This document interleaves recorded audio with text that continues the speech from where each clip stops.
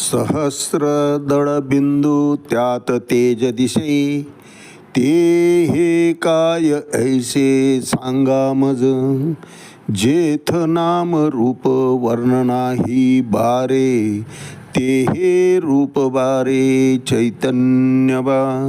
ज्ञानदेव म्हणे अनुभवाची खूण, जाणे तो सुजान अनुभविया.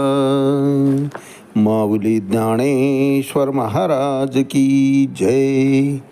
एक तरी ओवी अनुभवावी या ज्ञानयज्ञात आपण श्रीमद भगवद्गीता अध्याय 7 ज्ञानविज्ञान योग त्यातल्या 8व्या क्रमांकाच्या श्लोकावर चिंतन करत आहोत.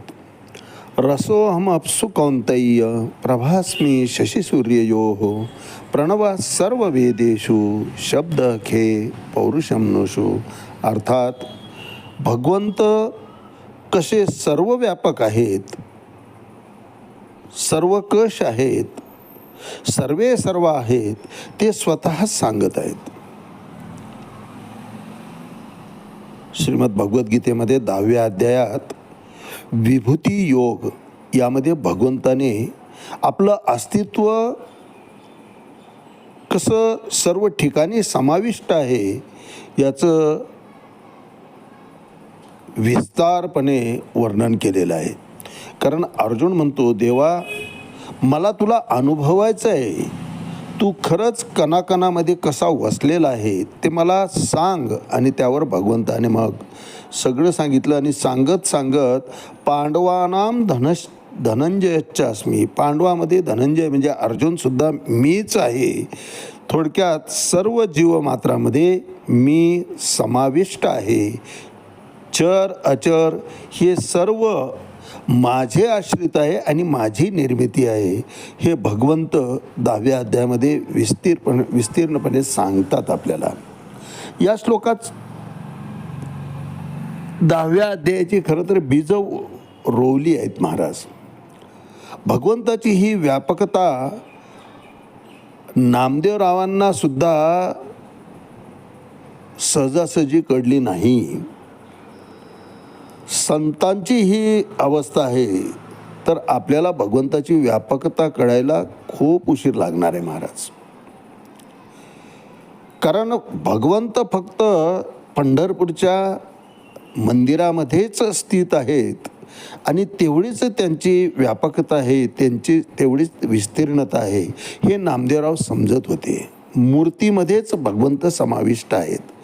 परंतु विठोबा खिचरांकडं भगवंताच्या संकेतानुसार जेव्हा गेले त्यावेळेस कळलं की सर्व भूतमात्रांच्या ठिकाणी पृथ्वीच्या प्रत्येक कणाकणामध्ये नवे नवे हे त्रिभुवनामध्ये भगवंत ओतपोत भरलेला आहे, समाविष्ट आहे. विठ्ठल जडीस्थळी भरला, ठाव कोठे नाही उरला, अशी अवस्था नंतर आपल्याला पाहायला मिळते. आणि माऊली हेच ज्ञानदीपिकेमध्ये अर्थात ज्ञानेश्वरीमध्ये ज्ञानविज्ञान योग 7वा अध्याय श्लोक 8व्यावर भाष्य करताना 34 क्रमांकाच्या ओळीत म्हणतात, तैसाची नैसर्गिकू शुद्धू मी पृथ्वीच्या ठाई गंधू, गगनी मी शब्दो वेदी प्रणव.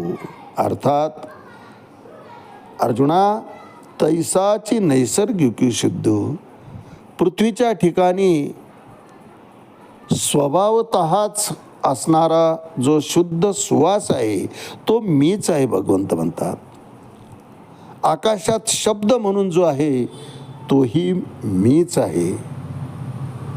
आणि तसेच वेदामध्ये ओंकार म्हणून जे आहे अक्षर आहे तो मीच आहे. थोडक्यात काय की सर्व ठिकाणी भगवंत सांगतात, मूळ पर्यंत जर गेलं, उगमस्थानाला गेलं तर सर्वांचं उगमस्थान हे माझ्यापासूनच आहे.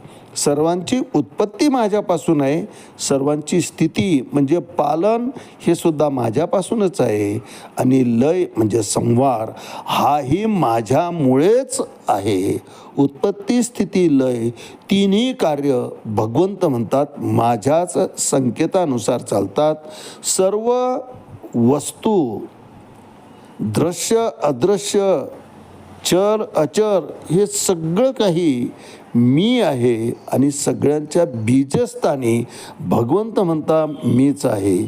तैसासी नैसर्गिक शुद्धू मी पृथ्वीच्या ठाई गंधू गगनी मी शब्दू वेदी प्रणवू.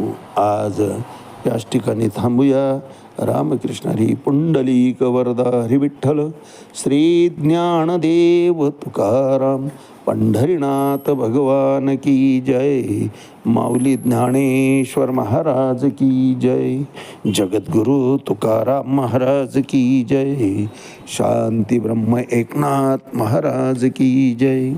आदि शक्ती मुक्ताबाई की जय.